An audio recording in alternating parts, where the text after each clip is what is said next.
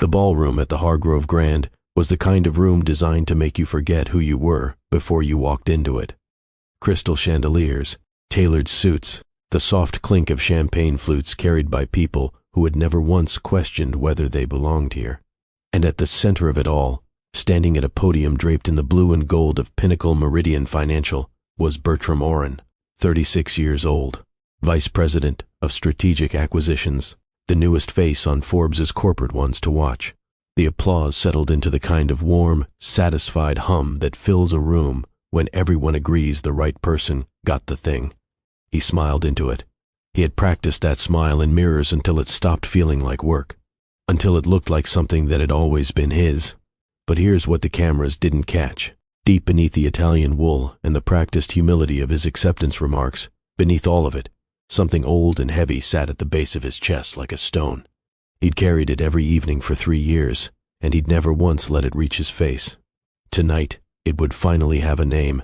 But before I take you there, welcome back to Wounds Among Kin. And if this is your first time here, I need you to stay with me, because this story is going to reach into something you may not have words for yet. What we do on this channel is tell the stories most people don't say out loud, about loyalty, about ambition, and about what it costs when those two things end up in the same room and only one of them walks out. If that's your kind of conversation, hit that subscribe button right now and turn on your notifications. Now, let's get into this. I need to ask you something before we go any further. Have you ever stood at the top of something? A job, a relationship, a version of your life you spent years fighting for, and felt underneath the celebration like you didn't fully deserve to be there, not because the work wasn't yours, but because deep in the honest part of you, you knew that the road you took left someone behind who should have been standing right next to you. That is where Bertram Oren was standing, and he was about to be reminded of it in the worst possible way. Because the room he was in, that applause, that Forbes recognition, that chandelier light, none of it existed without a woman named Dorothea Winslow. And at that exact moment, Dorothea Winslow was not holding champagne. She was in a hospital bed on the east side of the city, the public side, the side of the city that rooms like this are built to make you forget. By the end of this story, you're going to understand exactly what success costs when you stop asking who helped you build it. The evening had settled into its final hour when the hotel concierge moved quietly through the thinning crowd and handed Bertram a folded note. He read it once, then he read it again, slower, as if the words might rearrange themselves into something easier. Dorothea Winslow is in the hospital. Her son asked them to contact her former colleagues. You were on the list. The stone didn't just move. It dropped straight through the floor of every version of himself he had carefully constructed over 3 years. He set the champagne on a stranger's table. He left the award on the podium, just left it there, blue and gold, with his name on it, and walked out into the night without saying goodbye to anyone. To understand what happened next, you have to go back, all the way back, to a borrowed tie, a first morning, and a woman who looked at a nervous young man across a desk and saw something in him that he hadn't yet learned to see in himself. 8 years before that note, 8 years before that podium, 8 years before the stone, Bertram Oren walked into Pinnacle Meridian Financial on a Tuesday morning in October with 3 things: a state school degree, a resume he had rewritten 11 times, and a tie he had borrowed from his college roommate because he didn't own one that looked serious enough for a room like this. He was 28 years old. He had grown up watching opportunity belong to other people, to the kids whose fathers knew the right names, who walked into rooms like they had been measured for them since birth. Bertram had never been measured for anything. What he had instead was a specific kind of hunger, quiet, focused, and patient enough to wait for its moment. He just needed someone to open the door. That someone was Dorothea Winslow. She was 51, Director of Capital Relations, and she carried the kind of authority that doesn't need to announce itself. 20 years at Pinnacle Meridian had built something in her that no title fully captured, a reputation that survived every restructure, every new CEO who arrived with fresh loyalists and a short memory. She was simply always right, and she always showed her work. She looked at Bertram across her desk that first morning, this sharp-eyed young man in a borrowed tie, and she didn't see what most senior people saw when someone like him walked through the door. She didn't see ambition. She saw capacity. There is a difference between those two things. Ambition is loud. It pushes. It announces itself. It sometimes burns the house down trying to get warm. Capacity is quieter. It waits. It absorbs. It builds. And the rarest thing in any professional relationship is finding someone who can tell those two apart, who can look past what you're reaching for and see what you're actually made of. Dorothea could tell them apart. She always could. "You'll make mistakes here," she said, setting down her pen. "Everyone does. The ones who survive are the ones who make their mistakes on paper before they make them in practice. I'll show you how." And she did. Over the next 3 years, Dorothea gave Bertram the kind of education no MBA puts in a curriculum. How to read a room before entering it. How to frame risk as opportunity without distorting the truth. How to protect the people beneath him from decisions that would otherwise roll downhill and crush them. She put his name in conversations he was never in. She advocated for his promotions quietly, not loudly enough for credit, but consistently enough for it to matter. It was the kind of investment that changes a life, and somewhere in the middle of it, something neither of them entirely planned began to take shape. The dinners started as working meals, but they had a way of running long, wandering past quarterly projections into the kind of territory both of them usually kept private. She told him about her son, Callum, and the learning difference she'd been managing carefully around her salary since he was 9. He told her about his mother, who had worked 2 jobs for 11 years so he could attend a school in a better district, about the tie he'd borrowed and never returned because looking at it reminded him of who he was still fighting to become. They understood something about each other that required no translation, and that is exactly where the story gets complicated, because Dorothea understood what she was building with Bertram, and she held a boundary around it deliberately, not out of protocol, but out of hard-won wisdom. The most meaningful relationships, she had learned, are the ones you protect from your own impulses. What she didn't know was that Bertram had begun to mistake her investment in him for something it was never meant to be. He read her belief in him as a closeness that ran deeper than it did, and in doing so, handed himself a quiet justification he would lean on later, when the moment came to make a choice he should never have made. That justification was a lie, but he wasn't ready to see that yet. Capacity without character is just potential waiting to be misused, and sometimes the person who believed in you the most is the last one to see it happening. If this story is already hitting somewhere real for you, hit subscribe right now and leave a comment below. I want to know, has someone ever poured into you the way Dorothea poured into Bertram? Because in the next part of this story, we're going to find out what Bertram did with everything she gave him. And I promise you, it is not what she deserved.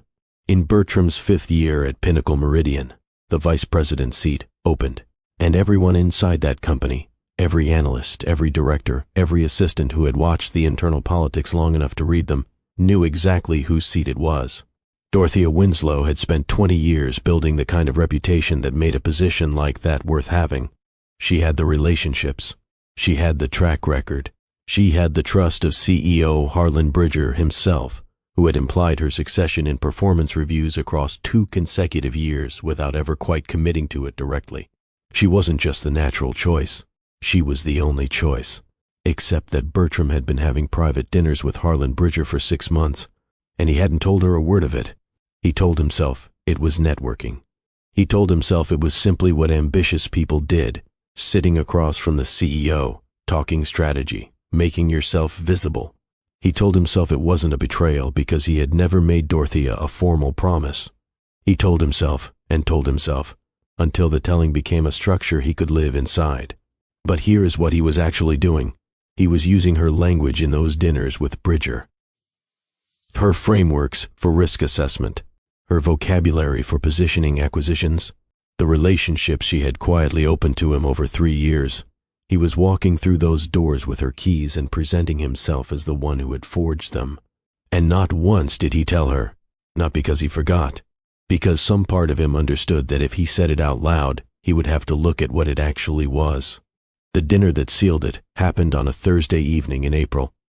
Bridger ordered a second round, leaned back in his chair, and told Bertram he reminded him of a younger version of himself. Bertram smiled and said thank you. He didn't mention who had taught him everything Bridger was responding to. The announcement came on a Wednesday morning.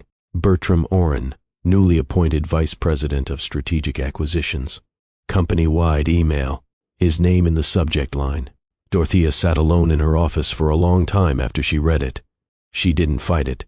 She didn't escalate to HR, didn't request a meeting with Bridger, didn't make a single phone call that could have complicated things for Bertram. She simply sat with it. Whatever it felt like to watch the thing you spent 2 decades building get handed to someone you had personally built it for. 3 weeks later, she handed in her notice. Independent consulting, the letter said. A desire to pursue something on her own terms. The language was clean and professional and gave nothing away. At her going-away gathering, the kind of polite corporate send-off where people say generous things over lukewarm coffee, Dorothea shook Bertram's hand. She looked at him directly, the way she always had, and told him in front of everyone that she was proud of what he had become. He almost believed she meant it as a compliment. I need you to sit with what just happened. Because here is the thing about betrayal that most people don't tell you. The cut that goes deepest is never the loud kind. It is not the screaming, the confrontation, the door slammed on the way out. What follows you is the moment where the person you wronged looks at you with clear eyes and chooses grace anyway, where they shake your hand and wish you well and walk out quietly because they have too much dignity to let you see what it cost them. That is what Dorothea gave Bertram at that send-off. Not forgiveness. She hadn't been asked for it. Grace, freely extended, without a single person in that room understanding the weight of what it meant. And Bertram stood there, holding it, like a man who had just been handed something he didn't deserve and already knew it. If you've ever been on either side of that kind of moment, the one who extended grace or the one who received it without earning it, drop it in the comments right now. And subscribe before we go any further, because what happened to Dorothea after she walked out of Pinnacle Meridian is not what you think. She didn't land on her feet. She landed on survival. And she did it alone, while Bertram was busy becoming the man she made him. Here is what Bertram didn't know. Here is what he had no way of knowing, because he had stopped asking. When Dorothea walked out of Pinnacle Meridian with her notice letter and her dignity intact, she had a plan. The consulting work would come. She had 20 years of relationships, a reputation that spoke for itself, and the kind of expertise that corporations paid well for. She had mapped it out carefully and given herself enough room to land. What she hadn't accounted for was how quickly a corporate world closes ranks around someone it has decided to move past. The calls came in at first. A few inquiries, a handful of conversations that felt promising. Then they faded. Former colleagues who had praised her inside Pinnacle Meridian developed longer response times. Referrals that should have been automatic required follow-up, then more follow-up, then silence. The industry has a way of processing the people it discards, not with hostility, not with any single decisive door shutting, but with a quiet, collective turning away that is harder to fight than outright rejection. Because at least rejection gives you something to push against. She had been indispensable for 20 years. She discovered, in that first year alone, that indispensability is a loan, not an asset. The institution holds it on your behalf for as long as it needs you. The moment it doesn't, it collects, and it does not send notice. Callum was 17 when she left Pinnacle Meridian. He was sharp in the way kids become when they've grown up watching a parent navigate difficulty. He noticed things, read rooms, connected dots without being taught. He also had a learning difference that had required specialized support she had been carefully funding for nearly a decade. Tutors, assessments, a school with the right structure. One paycheck at a time, she had built it. And in the second year after Pinnacle Meridian, it began to come apart. Not all at once, one support at a time, the way a careful person loses things, slowly enough that each individual loss seems manageable until you total them up. She moved them into a smaller apartment that spring, told Callum it was closer to his school, and watched his face to see whether he believed her. She took contract work that sat 2 levels beneath her experience. She invoiced promptly, delivered clean results, and smiled through calls with clients who had no idea what they were actually getting. She managed the margins the way she had always managed hard things, quietly, without letting the difficulty reach her face, without letting Callum see how thin it had become. She did not call Bertram, not because she couldn't find his number. She still had it. She didn't call because she understood exactly how people calculate their obligations once the professional relationship is over. She already knew how the math would look from where he was sitting. and she refused to become a problem on his ledger. She had too much of herself left to do that. What Dorothea chose in that silence deserves more than a passing mention, because this is where the moral finds its full weight. She did not perform her struggle. She did not make it anyone else's burden. She carried it the way people carry things when they have spent a lifetime being the person others lean on, steadily, without asking to be witnessed, without letting anyone see the cost. And that kind of silence has a price that never appears on any balance sheet. Here is the thing about building yourself into something a company cannot function without. It is not protection. It is exposure. Because irreplaceable is not permanent. It is conditional. It lasts exactly as long as the institution finds it convenient. And the moment that changes, everything you built on that foundation quietly becomes someone else's inheritance. Dorothea Winslow built Bertram Oren's inheritance. And then she went home and paid for it alone, in ways he was never meant to see. If that is sitting heavy with you right now, good. Subscribe to this channel, if you haven't already, and leave a comment below. Have you ever given everything to a company or an institution, only to watch it absorbed like it was never yours to begin with? Because we are going back to that waiting room now. And Bertram is about to face the question he has been avoiding for 3 years. St. Clement's Medical Center sat on the east side of the city, 12 minutes from the Hargrove Grand by car, and a different world entirely. No chandeliers, no tailored suits, no applause.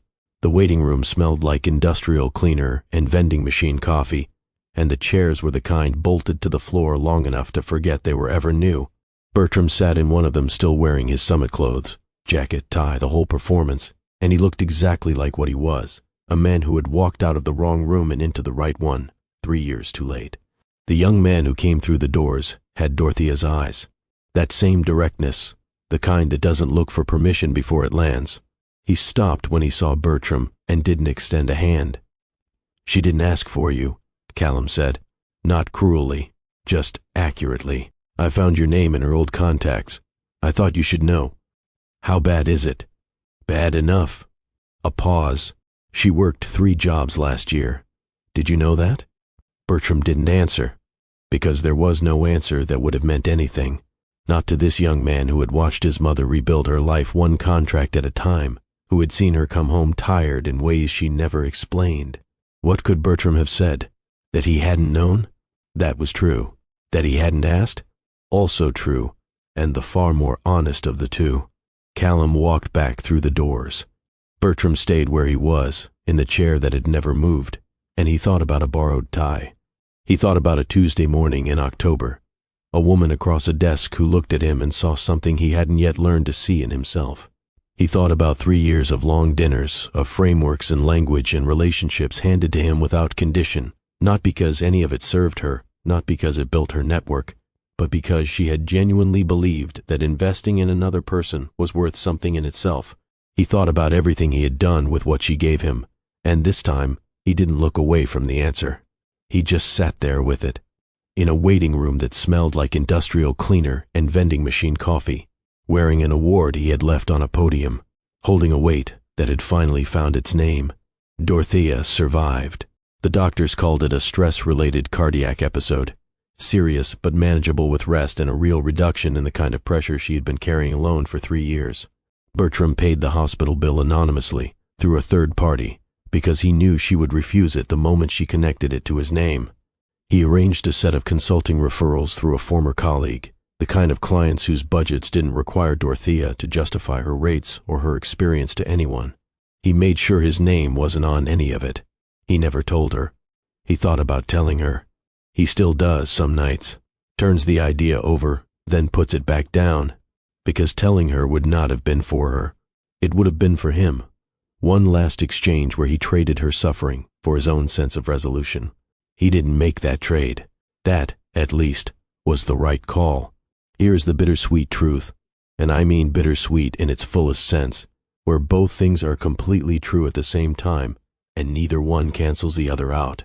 Bertram Oren did the right thing, eventually, quietly, in the way that people do the right thing when they already know the debt cannot be settled, when the gesture is about character, not restitution.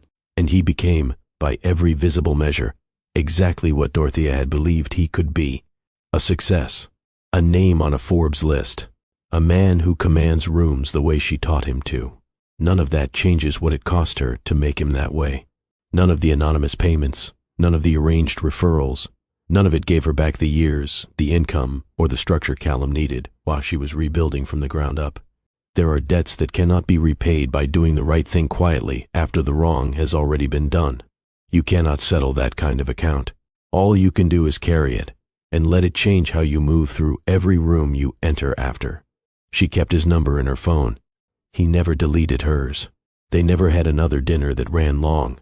That version of their relationship ended the morning his name appeared in that subject line, and he said nothing about the dinners with Bridger. What remained was something smaller and harder to name.